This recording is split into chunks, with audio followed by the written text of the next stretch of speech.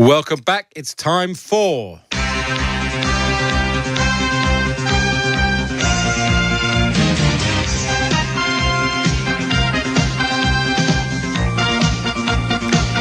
Yep, it's time for the low-stakes debate. We've debated everything from pineapple on pizza to colour-coded bookshelves, but a huge issue has now arrived on our desk. Producer Erin arrived in the office, completely traumatised. She's sat next to somebody on the tube who promptly ate 6 boiled eggs on the whole journey. We're asking, is it ever okay to eat on a commute? Warren has texted in, having commuted for 35 years. We know the rules. Don't talk loudly on the phone. Don't use the phone speaker to play your music. Don't eat obnoxious food on the commute. That's burgers, fish, bananas, and eggs, and anything hot. That's always been the rule. Anyone who disagrees is disrespectful, inconsiderate, and is not a proper commuter. Claire Irvin is going to be for the motion, and she's going to dare to argue that it is okay to eat on your commute. Welcome to the show, Claire. Hi, thank you very much, Ed. Henry Southern is going to argue against. He's going to argue on Warren's side. It's not okay. Welcome to the show, Henry. Thank you, Ed. Thank you. Claire, you're already on the defensive. Make the case for eating on your commute. Well, you know what, actually, I am with Warren because I think it's okay to eat on your commute. As a busy mum, not going to lie, I wouldn't have breakfast if I wasn't able to eat on the train. But I am very considerate in my choice of breakfast. All of the above. Also, I would add raw garlic to that. But also, do not scrape your pot after yoghurt and don't leave your banana skin on the tray next to me.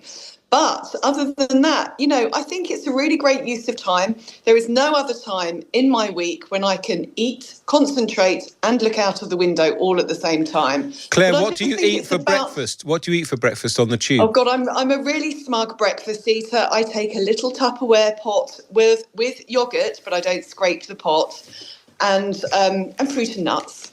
Very healthy as well. And is this overground or underground? No, it's overground. Okay. And I will only eat if I have sufficient room, if the person next to me is not encroaching into my space. And also, I will not eat around coughers, sniffers or mouth breathers because I just fear for my own breakfast and my own health. Henry Southern, Claire Irvin there has made a very compelling case. Of course you can eat on your commute, provided you're considerate, provided you... have some boundaries. And for some busy people, frankly, it's the only time they can eat, Henry. Well, yeah, I think maybe it's a time management issue in that case. And maybe businesses should be fighting for better lunch breaks or time in the morning to eat breakfast. Claire, you're speaking about the types of food that are considerate on the tube, but name me one food that doesn't crumble, ooze, squirt, or stink. I think I just did, Henry. My breakfast. Okay. I just think the tube and commuting is already such a stressful place. It's crowded, sweaty, unpredictable delays. Do we really need the pungent smell of a tuna sandwich to add into that mix, to be honest?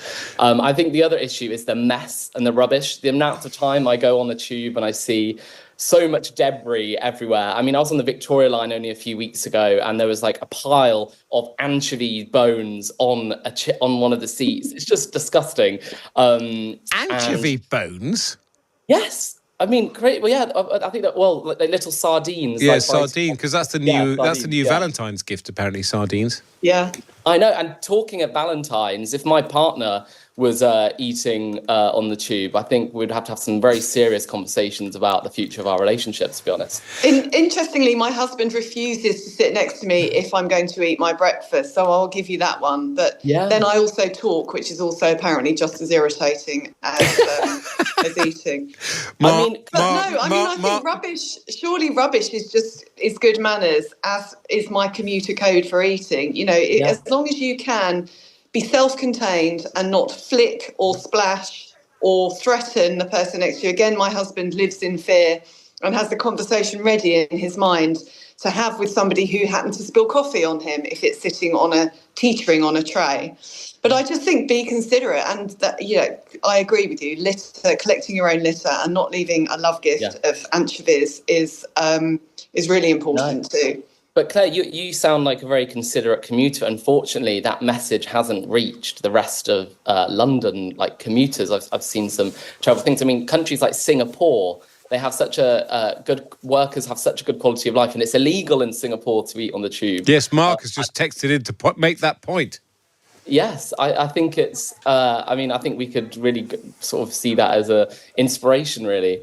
And I don't know. I obviously think medical needs, like obviously, if people need to eat, they need to eat. But as you say, just making it a very considerate snack. Does it matter what time? Will says, I mean, if you're coming back after a late night, it's about 11 o'clock. Surely, on the last train out of London, you're allowed a burger, Henry. A burger? No. I also find the smell of a burger when you're about to eat it is one of the most lovely, gorgeous smells ever. You're about to consume it. But when you're smelling someone else eat it, it's absolutely foul.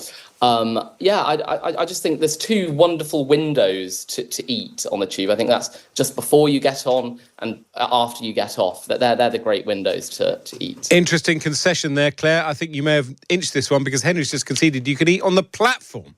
I wonder whether Erin would have coped with 6 boiled eggs on the platform. Maybe she could have just shuffled down. And there's still this huge unanswered question. Why didn't Erin move her seat? I mean, honestly. What? It was rush hour, she said. Anyway, Claire Irvin, head of travel for Times and Sunday Times, and Henry Southern, the food writer, thank you so much for taking part in our low stakes debate.